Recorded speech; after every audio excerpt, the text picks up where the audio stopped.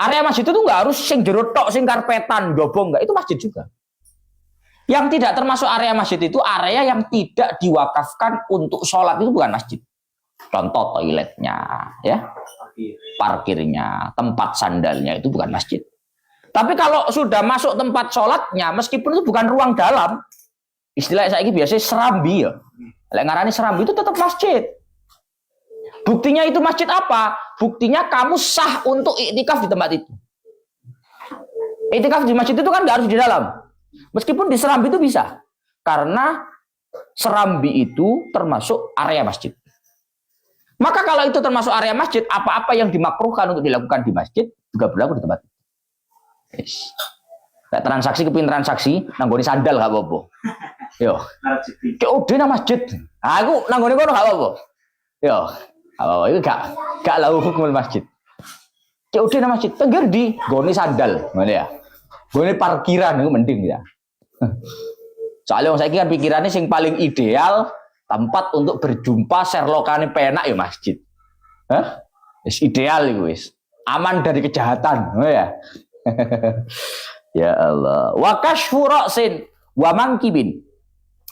Begitupun hukumnya makruh untuk dilakukan di dalam sholat adalah kashfur ra'si wal mankib. Makruh ketika sholat untuk membuka kepala. Melakukan sholat dalam kondisi kepala terbuka.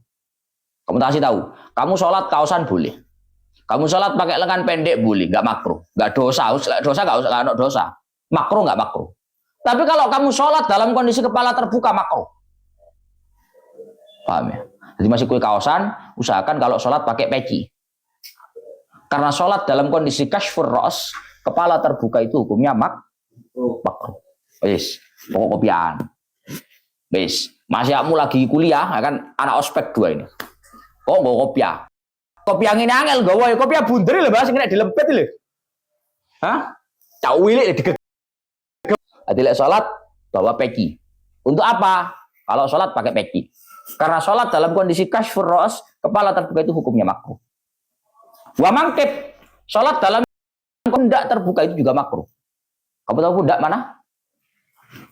Mana pundak? Pundak itu ini ya. Ini pundak. Pucuk ini. Ini namanya pundak.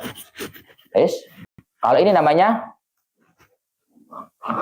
bahu. Yes. Wattibaun walau min fauqil komisi. Begitupun hukumnya makruh sholat dalam kondisi ittiba. Ittiba itu makna Jawane serempangan. Kamu tahu serempangan? Kamu tahu orang ikhram? Serempangan itu apa, Gus? Serempangan itu dari anai ayyaja'ala wasata ridai. Kamu menjadikan misalkan kain yo, kain panjang serban lah. Tengah-tengahnya kan kain itu panjang begini. Ditekuk jadi 2. Tengah-tengahnya, paham ya? Coba cepet, Bah. Banep.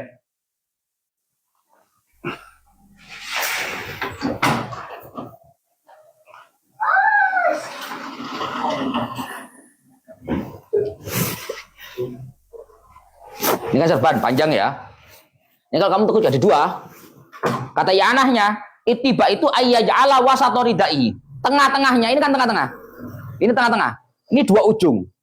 Ini 2 ujung ya. Ini tengah-tengah. Tengah-tengahnya ini diletakkan tahta mangkibil aiman. Diletakkan di bawah pundak kanan. Ini kan pundak ya. Di bawah pundak ini, pundak kanan. Kemudian wa tarafai ala atikil aisar. Kedua ujungnya diletakkan di bahu kiri. Ini namanya ittiba. Dengar tuh ikhram? Ikhram lagi ini biasa ya. Ini kalau dilakukan di dalam salat hukumnya makruh.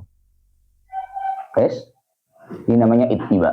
Jadi tengah-tengahnya serban diletakkan di bawah bahu, diletakkan di bawah pundak kanan. Kemudian 2 ujungnya diletakkan di atas pundak ini. Ini hukumnya makruh dilakukan dalam salat. Kalau Indonesia nggak ono ini. Hah? Kalau no. Tapi kalau orang Arab banyak begini. Hukumnya makruh. Yes. Walau min fauqil komisi, meskipun hal ini dilakukan di atas pakaian. Aku suka ketok kok pundak ya.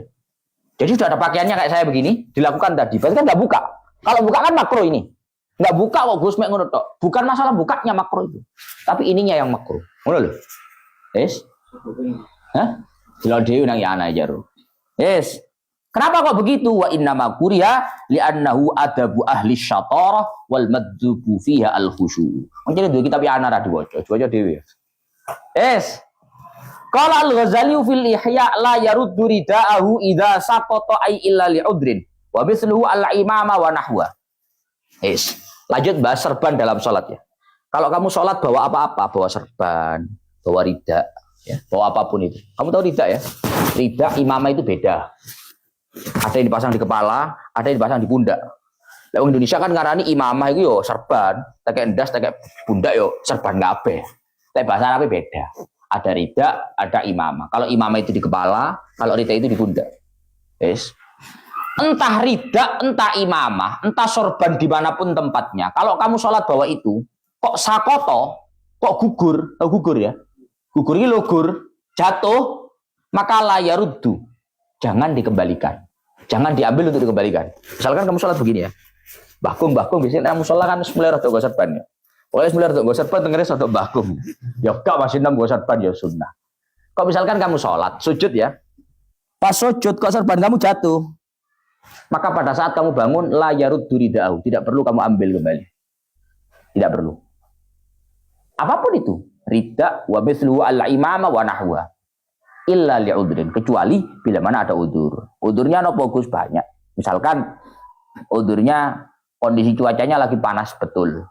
Atau dalam kondisi dingin betul. Lek panas kan, kamu butuh di atas kepala ini penutup biar nggak panas-panas. Pemana lek botak kan lumayan Pak yo, celing yo. Hah? Soalnya nggak ada pelindungnya lo, ngawur iki. Rambut ini nikmatnya pangeran, Mbak. Krewel lurus podo kabeh. Itu nikmat dari Allah Taala. Tahan panas. Lek gak ono celing. Ngawur ya. Lah kalau serban kamu di atas kepala jatuh. Kok misalkan kondisi cuacanya panas, kan lumayan, Pak. Pemane imam Masjidil Haram, suwe. Lek imam wong Jawa sik rada kena dinteni sik kanti ya. Lek imam suwe, pemane Faizul Kat imam yo. Imam anyaran ya. Sowe, wah ya panas, kamu ambil gak apa-apa, kamu tutupkan kembali. Karena ini udzur. Udzur. Tapi kalau gak ada udzur, sebaiknya gak diambil. Biarkan jatuh. Kalau sudah jatuh ya jatuh. Wa kuriya salatun bi mudafa'ati hadatsin kabaulin wa ghaitin wa rihin lil khabaril ati wa li annaha tukhillu bil khusyu'. Kemudian kemakruhan selanjutnya adalah makruh salat dalam kondisi menahan hadas. Makruh sholat dalam kondisi menahan hadas. Menahan hadas itu apa, Gus? Nahan kencing, nahan BAB, nahan kentut. Jadi lek Novan kok wetenge mules pan, jeding pan ya. Jadi dempet. Sembayang sih. Masih kebelet sembayang sih. Enggak ada. Makruh sholat dalam kondisi menahan kentut, menahan kencing, menahan BAB itu enggak baik sholat dalam kondisi seperti itu. Alasannya apa? Alasannya satu hadis. Alasan kedua, li'annaha tukhillu bil khusyu'. Karena itu sangat mengganggu konsentrasi, mengganggu kekhusyuan sholat. Akhirnya sembayangi gak kroso Fatihah, Pak. Kroso entut aja. Ya, Mbak? Hah? Tapi mau sembayang ambil ngempet ngising. Akhirnya sembayang gak eling Fatihah, eling ngising aja. Ijung, wisi bareng ini. Wisi mas bang tes teling. Sekarang plus tukhillu bil khusyu'. Itu sangat mengganggu konsentrasi sholat. Bahkan qala jam'un, atas kelompok ulama berpendapat indza babiyah batalat. Kalau karena kamu menahan hadas, nahan kebelet kencing, kebelet BAB, kebelet kentut, kamu tahan, khusyuk kamu 100% hilang, enggak mengganggu loh, Pak. Lek mengganggu saya ono khusyuke, saya ono konsentrasi nih, masih kari titik, iki enggak dzahaba. Kalau 100% konsentrasi kamu hilang, gak khusyuk blas, ilingin tok pokoknya. Ilingin ngising tok, bengoyo tok, batalat. Salat kamu batal. Ya jajal. Bal qala jam'un inda babiha batalat. Bahkan sebagian ulama berpendapat kalau kamu salat dalam kondisi menahan kentut, menahan kencing, menahan BAB dan konsentrasi kamu 100%, bukan terganggu, bukan tukhillu, tapi dzahaba, hilang total. Kalau khusyuk blas, gak konsentrasi blas, maka kalau begitu sholatnya batal. Ada yang mengatakan begitu. Wa yusannu lahu tafrighu nafsi qabla sholati wa infatat al jamaah. Maka dari itu, kalau kamu sudah tahu bahwa sholat dalam kondisi menahan hadas itu makruh, maka sunnah sebelum sholat untuk memfrikan diri. Sunnah sebelum sholat untuk memfrikan diri, menyelesaikan apapun yang dapat mengganggu diri kita. Lek kape sholat diesing-ising sik, lek kape sholat dioyo-yono sik. Ojo sholat kebelet ngoyo. Ket mau gak ngoyo, ket mau HP-an ae. Barang kape sholat, bet ngoyo rek. Sok apa wis, sholat sik ambek ngoyo kok marono, mari sholat. Gak beres gitu. Maka karena sholat dalam kondisi menahan itu tadi hukumnya makruh, maka sunnah dianjurkan sebelum masuk dalam sholat untuk membereskan diri terlebih dahulu. Kira-kira kok kebelet apamu? Ngoyo ta? Ngoyo sik. Bet ngising tak ngising sik. Bet ngentut tantutno sik. Nah, sunnahnya begitu. Wa in fatat al jamaah. Meskipun mungkin karena kamu itu tadi membereskan kencing dulu, BAB dulu, kentut dulu, kamu akan tertinggal sholat jamaah.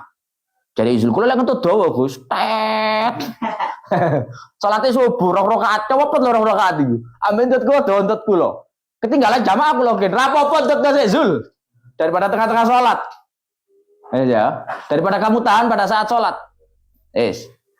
Kencing dulu, BAB dulu, kentut dulu, gak apa-apa. Pemane wis tuwek, klep-klepane rada rusak. Wah, blaen. Oh jadi tahan. Daripada tengah-tengah sholat bocor ya. Lho lek sik enom iku cara keran sik rapet, Mbah. Sip, nah, mampet, set, mampet.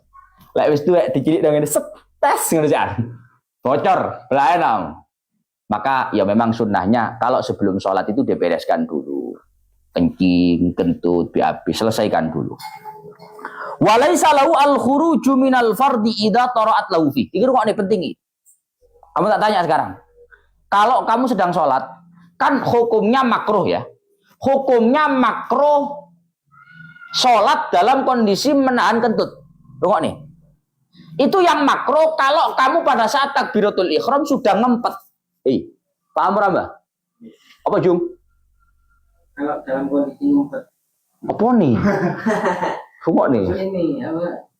Makruh sholat dalam kondisi ngempet kebelet itu kalau kebeletnya sudah ada sejak takbiratul ihram. Jadi ngempet itu wis takbiratul ihram ngempet.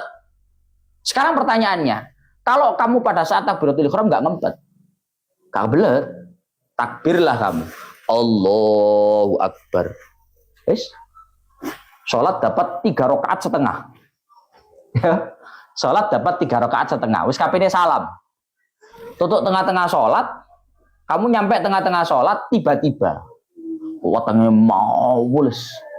Iku biasanya weteng mulusan ya. Kebelet pol pokoke. Pertanyaannya, kamu sholatnya kamu buyarkan, kamu tinggal kencing BAB, atau kamu lanjutkan dalam kondisi menahan hadas atau pi? Di sini ngono. Maksudku ngene lho, Pak. Iki kok tenan. Orang sholat itu laisa lahu al-khuruju minal fardi idza tara'at lahu fi. Hukumnya enggak boleh keluar dari sholat. Hukumnya enggak boleh membatalkan sholat jika tiba-tiba kebelet di tengah sholat sebelum nyata-nyata batal. Mohon maaf, oke tengah-tengah sembahyang kebelet ngentut ya. Tuh, kebelet ngentut rek diempet. Kuat sak menit 2 menit. Enggak kuat pisan. Metu iki ini. Batal wis, batal. Mundur, nggak boleh. Kamu nggak boleh keluar dari sholat fardu, membatalkan sholat fardu karena kebelet sebelum nyata-nyata Jadi oleh batal, aku tit batal mundur. Lek dorong tit gak oleh.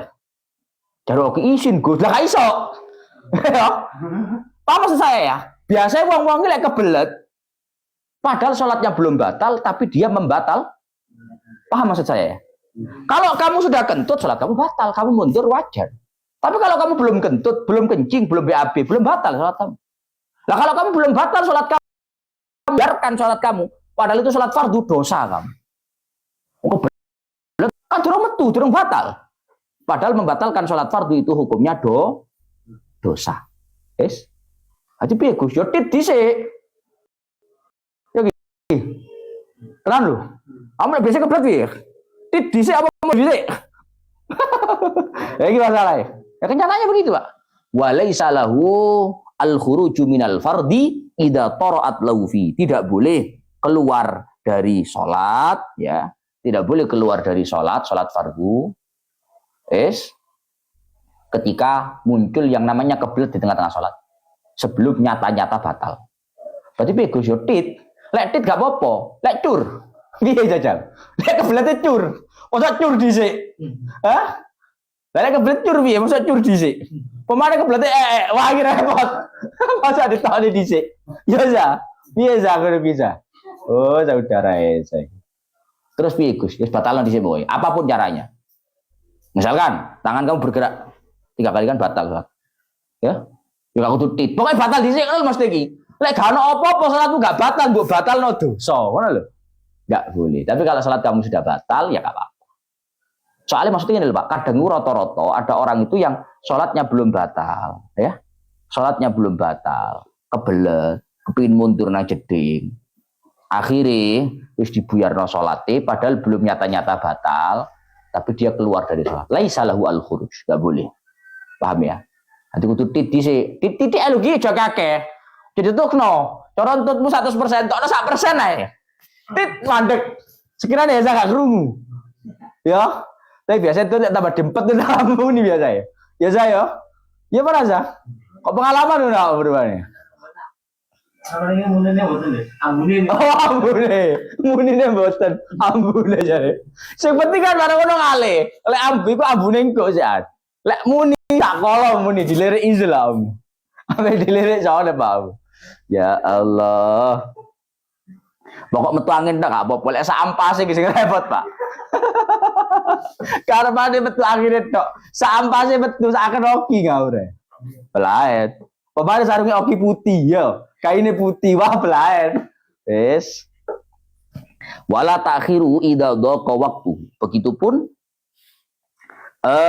tidak boleh menunda pelaksanaan sholat fardu jika waktunya sudah mepet. Yes, ya. Jadi kalau waktunya sudah mepet juga sama, nggak boleh menunda pelaksanaan sholat fardu jika waktunya sudah mepet. Artinya gini, blet ngoyo Gus. Wong maghrib wis kurang 5 menit tok blet ngoyo. Darone makro. Sholat dalam kondisi menahan. Sholat dalam kondisi menahan makro. Tapi waktunya tinggal 5 menit. Kamu sholat sudah habis waktunya. Kamu menunda pelaksanaan hukumnya Kan dibanding no makro sampai haram gedindi. Ya sholat aja masih ngempet-ngempet ngising. Blegus. Sholat sik, salah. Waktu kali 5 menit tuh. Ket mau gak ngising-ngising waktu wis mepet njaluk nge. Wah, anjene silit kurang sopan santun ya ngono kuwi. Ket mau gak ngising-ngising. Kali 5 menit njaluk ngising. Repot aja nih. Oh, no ngono iku. Ket mau gak jamaah gak nang jeding. Kowe jamaah nang jeding, repot wis. Wal ibratu fi karahati dzalik bi wujudi 'inda taharrum. Tolak ukur makruh tidaknya. Tolak ukur makruh tidaknya menahan hadas itu adalah bila mana hadas itu sudah ditahan pada saat takbiratul ihram. Kan tadi sudah ngomong ya. Al ibrah bi karahati dzalika bi wujudi 'inda taharrum. Makruh tidaknya menahan hadas itu adalah pada saat takbiratul ihram sudah ada enggak? Aslinya pas takbiratul ihram harus ngempet durung. Terus ngempet Gus, makruh berarti kamu. Tapi kalau pas takbiratul ihram enggak ngempetnya di tengah-tengah ya enggak makruh, enggak ngempet kok. Tiba-tiba di tengah kebelet aja berarti enggak makruh. Wa yambaghi ayyul haqabihi malau aradat lahu qabla taharrum fazalat wa alima min adatihi annaha ta'udu ilaihi fi shalah. Akhir ngokne. Berarti yang penting ketika takbiratul ihram enggak kebelet, takbiratul ihram enggak makruh Gus ya, kan enggak menahan kebelet. Iya betul. Tapi mestinya sama dengan kebelet pada saat takbiratul ihram, ketika dia sebelum takbiratul ihram kebelet, sama dengan kebelet pada saat takbiratul ihram adalah ketika sebelum takbiratul ihram sudah kebelet. Kemudian kebeletnya hilang. Takbiratul ihram enggak kebelet. Tapi dia yakin, tahu betul bahwa nanti lagi muntaber gitu. Saudara Novan lagi muntaber. Iki kebelet rek. Sik, makro lek kebelet jarene. Tanteni sik dinteni. Wis gak kebelet. Takbiratul ihram. Ojo ngono sik. Kira-kira kemarin kebelet mana agak? Iya Gus, 5 menit kasih mesti kebelet. Nah, lek wis ngerti akan kebelet lagi di tengah-tengah sholat, maka hukumnya sama dengan tadi, yaitu Artinya kamu harus cari waktu yang betul-betul mulai takbiratul ihram kamu sampai nanti kamu selesai itu mungkin tidak ada potensi yang namanya kebel. Ya. Papan ya. Ini rada penting ya, Papan. Rada penting. Coba ya bisa. Saya malah lagu. Ayo, jauh. Coba lagu. Lagu bisa. Saya ini. Waktu krohu, lagi yang paling cocok ijung lagi.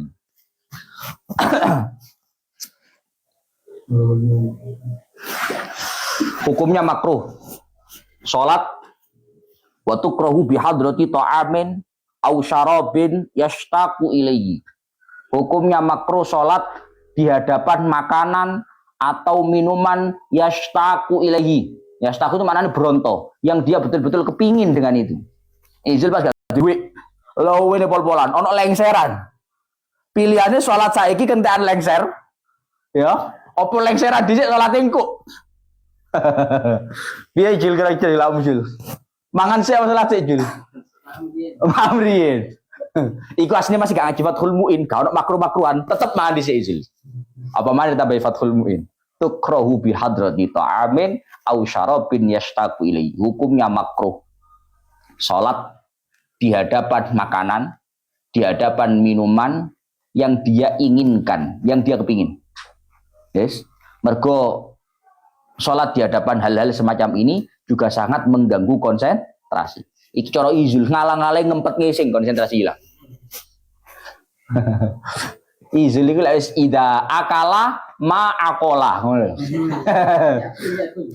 Lek wis ida akala ma akola. Panjene baca santri ya. Lek wis eling mangan ilang akale gitu. Ida akala ma akola. Repot ya. Maka hukumnya makruh sholat di hadapan makanan, di hadapan minuman yang dia kepingini. Yang dia kepingini. Saya pertanyaan ini. Kata-kata bihadro itu berarti makanannya di hadapan kita. Paham ya? Yang makruh itu kalau kita mau sholat, ada makanan di depan kita. Padahal kita kepingin. Makruh. Pertanyaannya, kalau makanannya belum ada, saya ditukok nambah. Penting ini dibahas ini.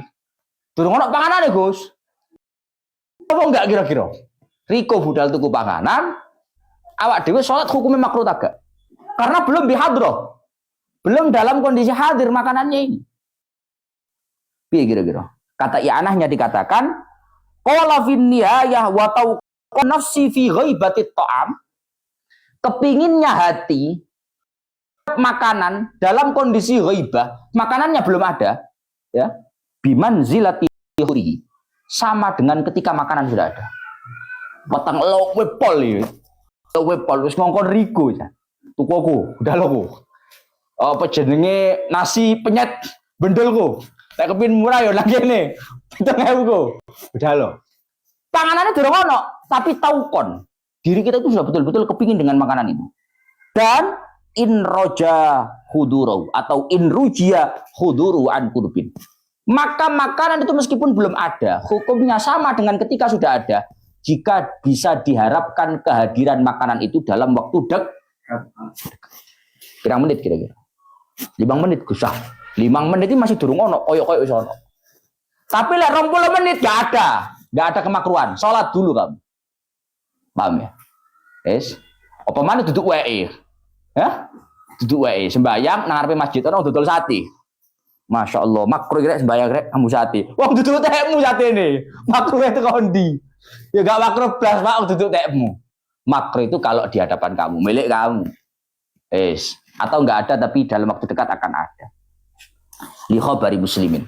Hukum makruhnya sholat menahan hadas ataupun sholat dalam kondisi di hadapan makanan itu karena hadis yang diriwayatkan oleh Imam Muslim. Imam Muslim meriwayatkan hadis la sholata ay kamilah bihadrati ta'amin. Tidak ada sholat yang sempurna. Apa sih? Artinya sholatnya tetap sah, tapi nggak perfect. Makanya makruh. Tidak ada sholat yang sempurna bila mana di hadapan makanan. Dawuh Kanjeng Nabi. Wala sholata wa huwa yudafi'ul akhbathani ayil baul wal ghaib. Begitupun tidak ada sholat yang sempurna. Begitupun tidak ada sholat yang sempurna bila mana dalam kondisi menahan akhbathani. dua hal, yaitu al-baul wal ghaid, kencing dan BAB. Wis. Pokoke telu iki barang sing dadekno menungso akal ilang. Blet ngising, blet ngoyo, mangan. Nah, telu iki. Lek wis telu iki problem, Pak. Gak apik kowe. Sembarang kalir gak apik. Iku dijak ngomong lho gak nyantol. Ya Allah. Jak ngomong wis gak konek. Telu kuwi, malah sembayang makruh dalam kondisi itu. Wa kuriya fi tariqi bunyanin la bariyatin. Kemudian hukumnya makruh salat di jalan keramaian.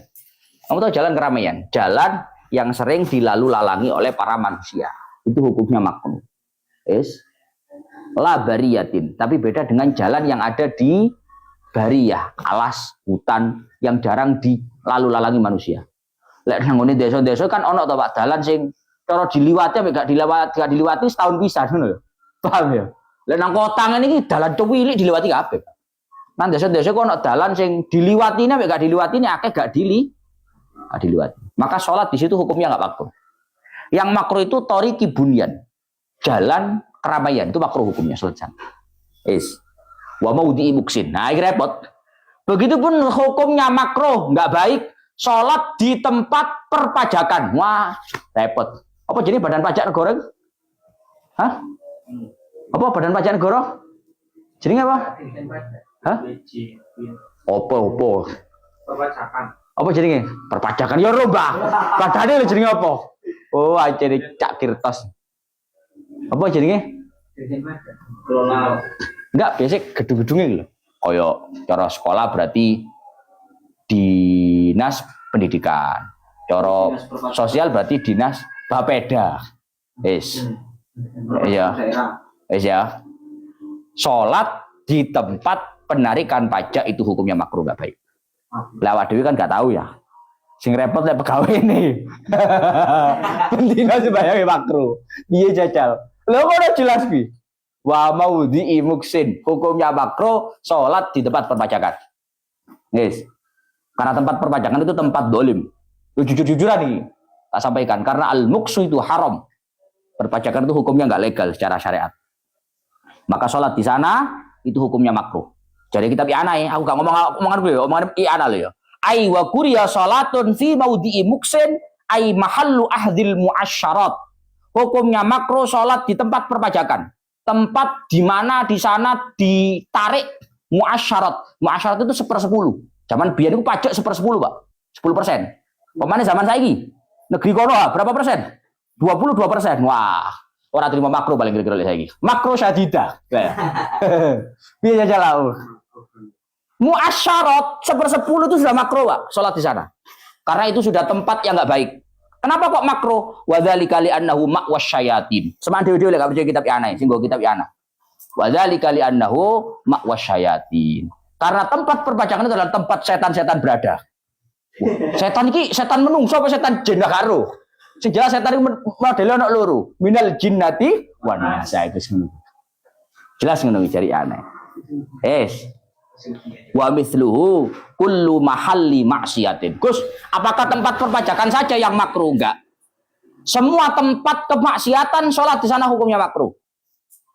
Ini enggak perpajakan kok ada sing diomong enggak. Enggak hanya perpajakan, apapun itu.